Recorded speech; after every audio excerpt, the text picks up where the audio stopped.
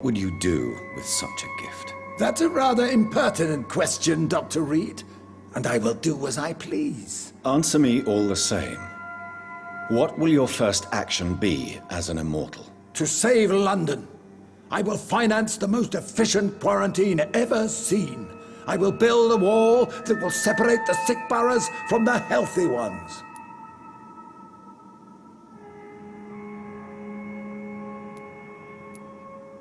Who gave you the right to decide the fate of thousands of people? My money.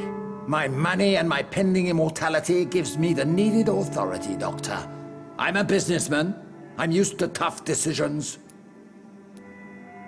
You really plan to build a quarantine wall across London? Yes, it will be tall and strong, separating the wheat from the chaff.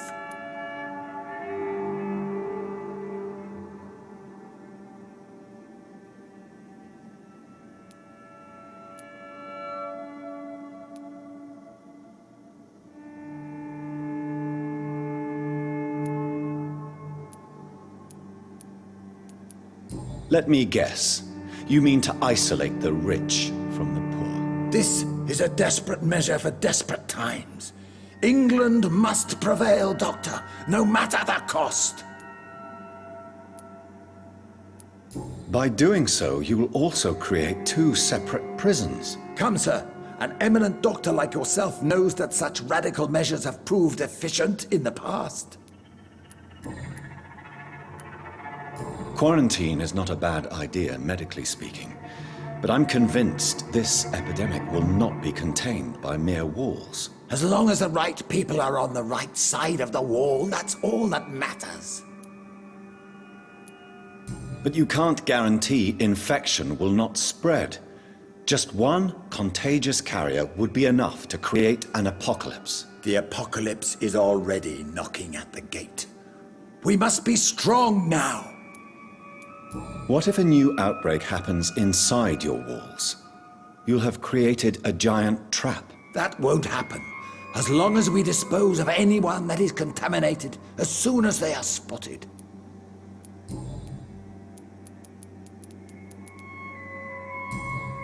I've heard enough. It's time to proceed. At last. All right, do what you have to do. If it hurts, so be it. I've been preparing such a long time for this.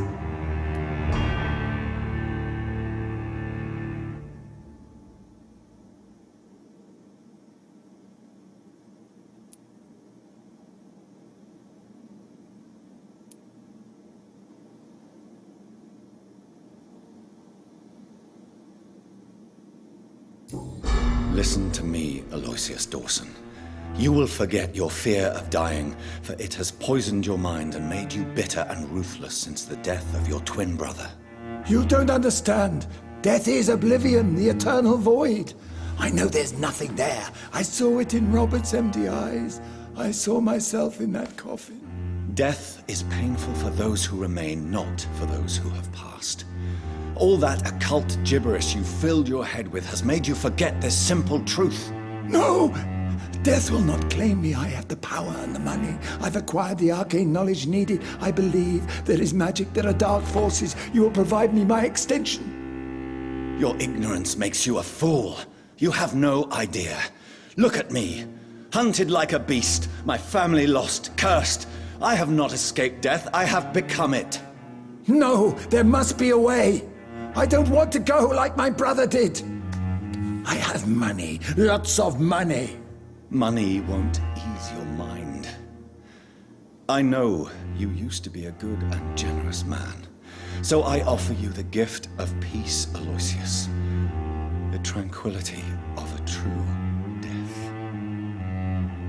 I accept your offer, and I understand.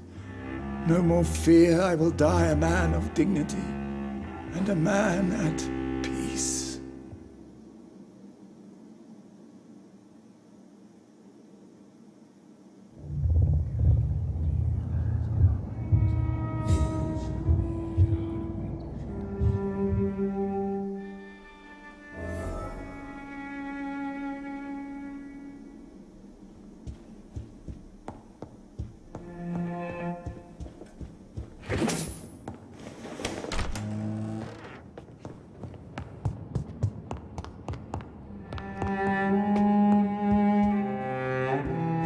It's locked, all right.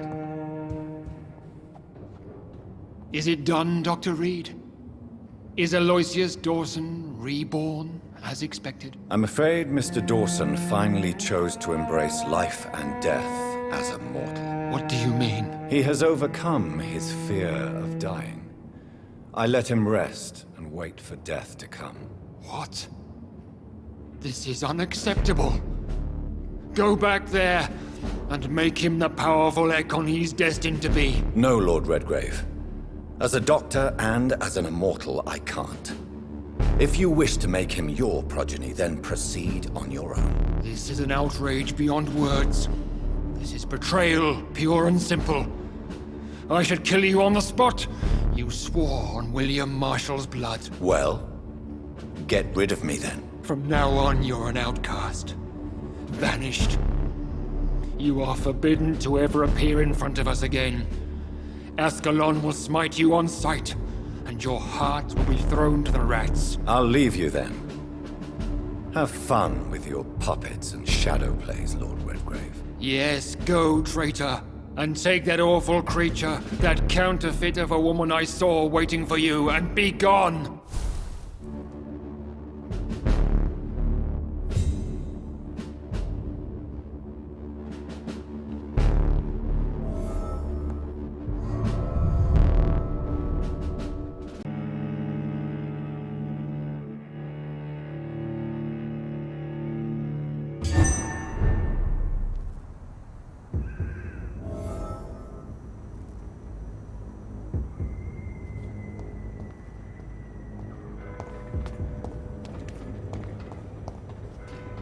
We meet again at the strangest of times, young Ekon. So do you serve the Earl of Bristol now? Old Bridget. What are you doing here? Your friend, the wise Ekon. She sent me to warn you. Lady Ashbury. You know her. Tell me what's going on. The lady approached me but a few nights ago, wanting to meet the sewer skulls. Once she questioned Harriet Jones. She agreed to help us. Harriet Jones is still with you then? How is she doing? Harriet remains angry, but is recovering slowly. Her mind is twisted, but at least her body is healing. Tell me what is going on. The lady asked us to keep an eye on your mortal doctor friend while you were away.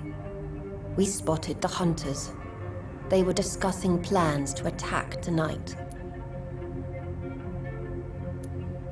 No time to lose, then. I must go there right away. I shall return to my den. Have you a message for the lady? Should I see her before you?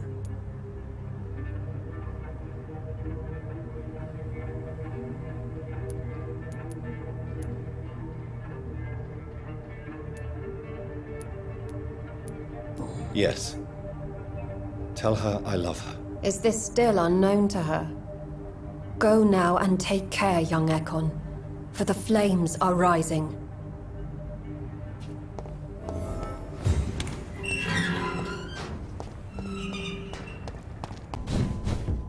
Well, show me how you defeated What is this trouble?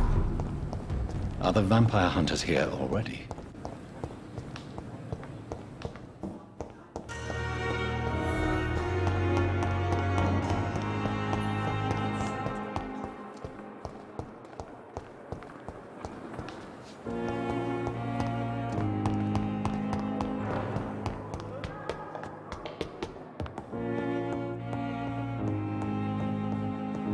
Those bastards. What have they done to Edgar?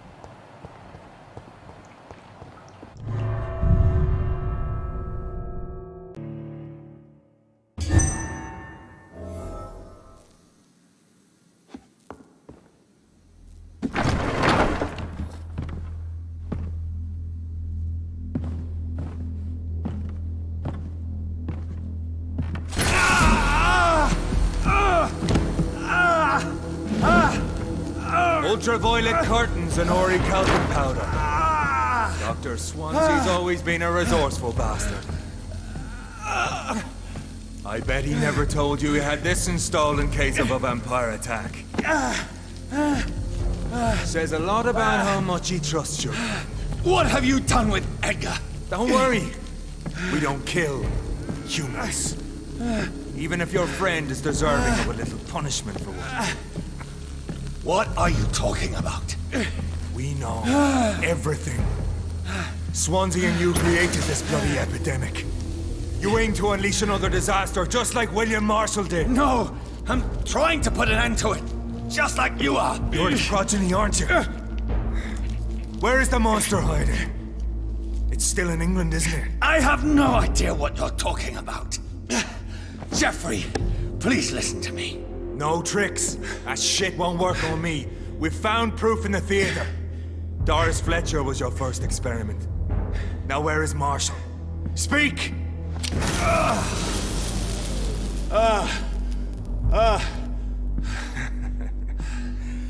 So much for modern technology. Time for the tried and true. Do you know what this is, Beast? This is a drop of King Arthur's blood. The blood of a true defender of Britain. Stronger than your evil powers.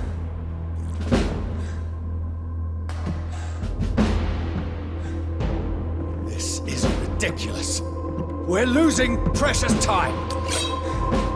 True enough. Soon I'll bring your head before your coward of a father. Pin you down!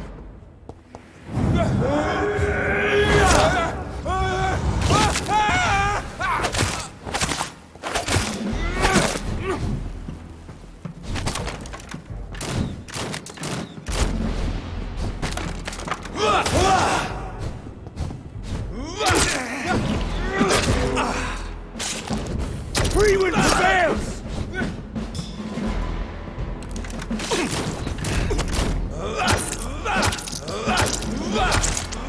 The blood of a true defender of this land will protect me. I know! It hurts, doesn't it?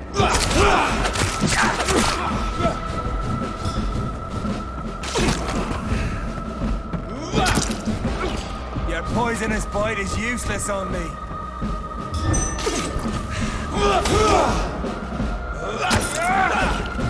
If you're so innocent, why does simple light burn you so much?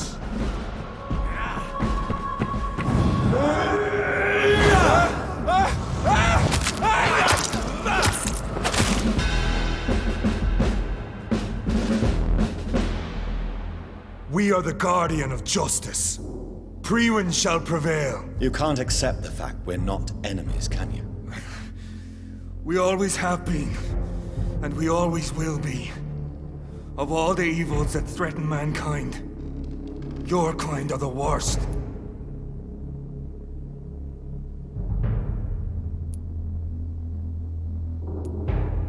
I'm not saying we could be friends, you and I. But perhaps we could collaborate to put an end to this epidemic. Never! We are Priwen. We do not negotiate. We do not compromise. There is no way you'll ever let me be, McCullum. You'll always hunt me down, won't you? There is no escape, Leech. Kill me now. For there is no way you can sway me to your ideals.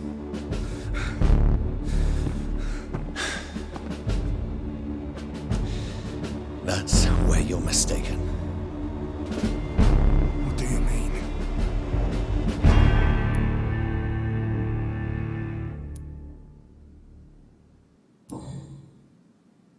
I'll spare you, McCullum. I'll offer you the mercy you never offered me. What is this ruse? This is no ruse, McCullum. This is me letting you go. After all, you and I are both trying to save this poor country in our own way.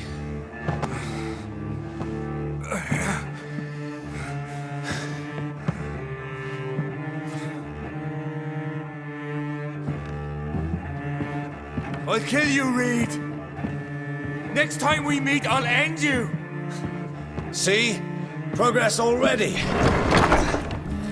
You called me by my name. Until the next time. Goodbye, Hunter.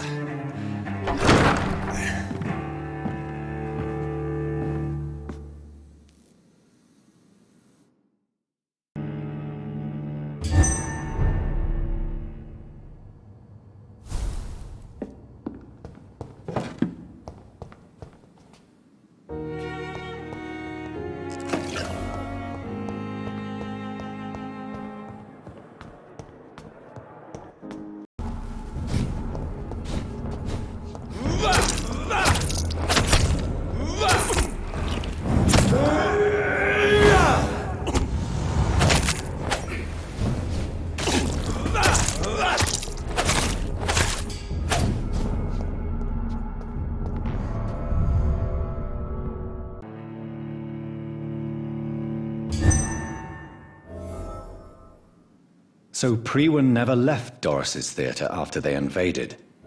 They must be holding Edgar here in their new headquarters.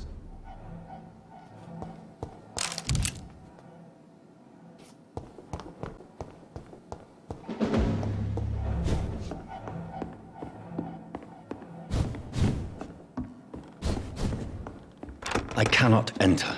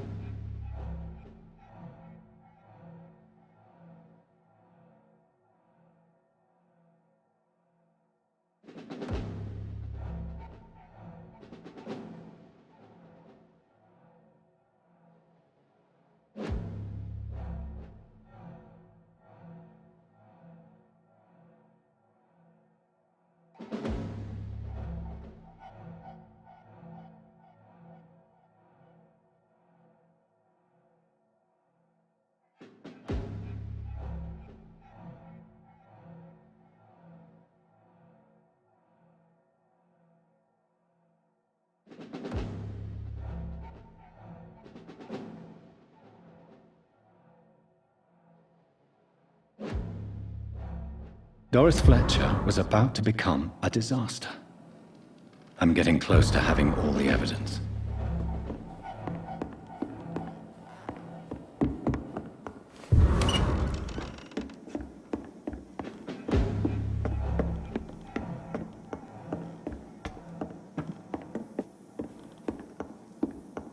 It's locked, all right.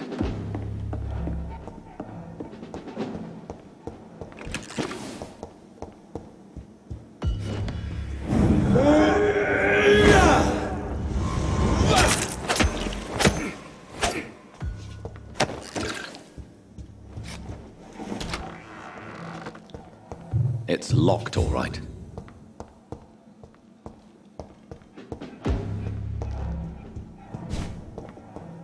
It's locked.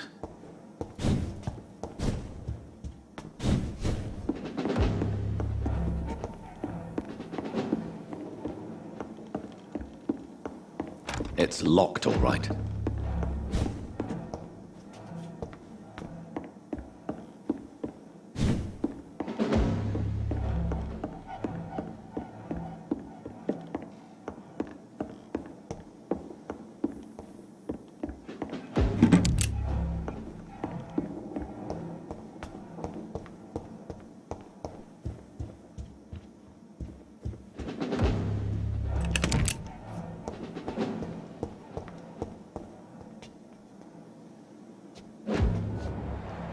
I cannot enter.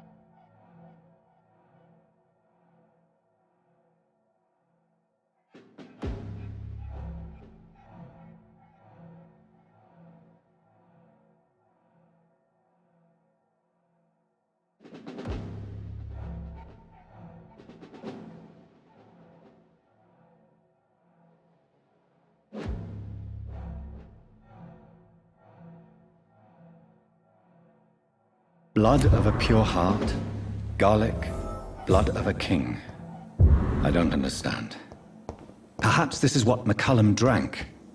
I had better keep that in mind.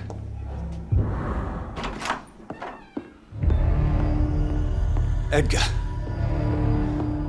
Edgar, can you hear me? Jonathan, is it really you? Easy. Easy. Save your strength. I'm getting you out of here.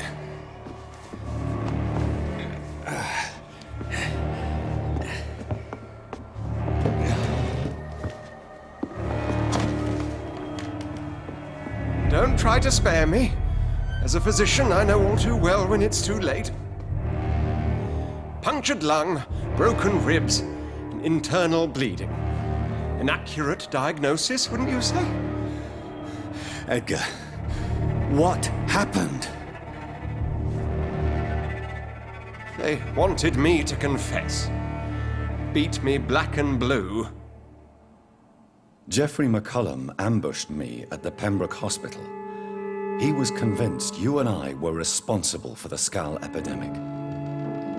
I never imagined that self-righteous fanatic would dare to attack us in the open.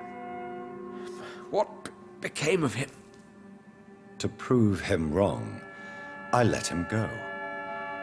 Really? You sure that was the wisest course of action? Time will tell.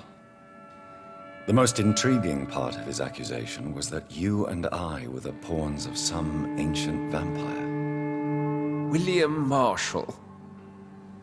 Yes, they tortured me to make me confess the same nonsense.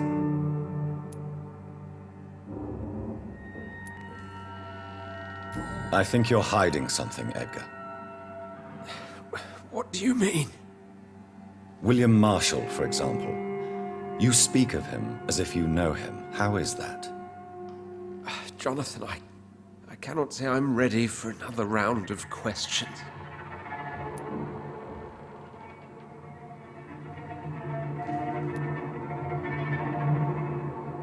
What can you tell me about William Marshall? Not much. History paints the story he was the greatest knight who ever lived. Amongst the immortals, he had a yet greater legend.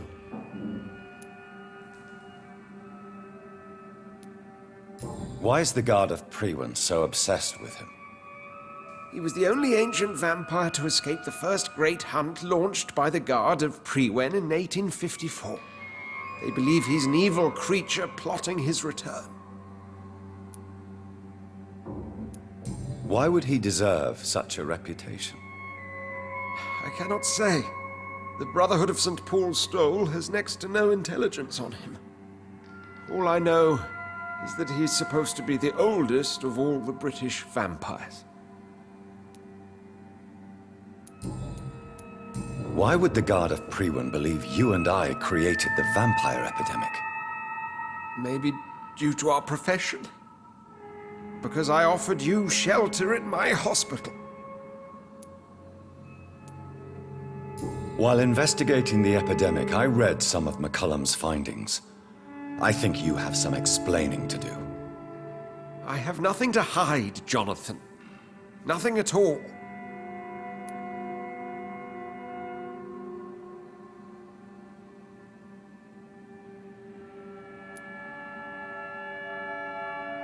Do you remember when we suspected Sean Hampton of killing Harriet Jones?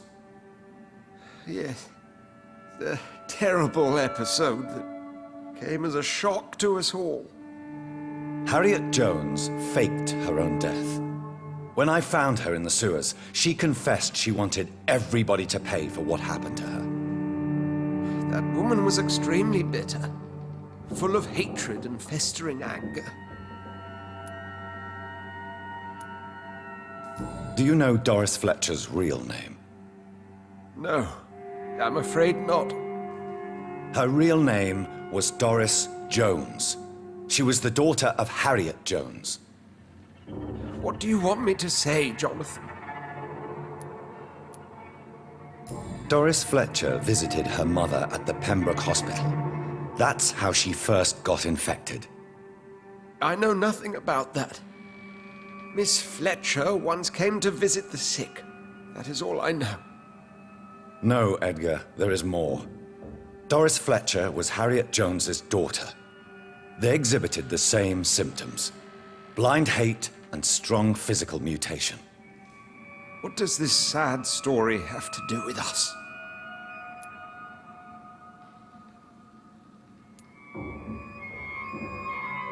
Come on, Edgar. Don't you see the pattern here? The epidemic, the link between Doris and Harriet, the suspicion of McCullum? How could I? I never saw Harriet Jones again after she fled the hospital. Do you know where we are? Doris Fletcher's theater. This is where that hateful creature plotted to spread the epidemic across London. I only briefly met Miss Fletcher once when she visited the Pembroke Hospital. You say it was to see her mother. She seemed like such a sweet and graceful woman. My point exactly. The disease turned her into a bitter soul, driven by vengeance just like her mother. A symptom of all the infected patients. Certain diseases are known to produce similar effects. Rabies, for example. And rabies is not the devil at work. Doris and Harriet shared more than a hidden family bond. They were the embodiment of the epidemic and are linked to the Pembroke Hospital. Come on, Edgar, this is no coincidence. I swear I'm at a complete loss. All I did was administer vampire blood to cure old Harriet. There was no evil plan, no diabolical plot. You did what? I tested the regenerating and healing properties of vampire blood on Harriet Jones. My only intention was to find the cure for influenza, I swear. Whose blood did you use? William Marshall's? Mine? Lady Ashbury's. While transfusing her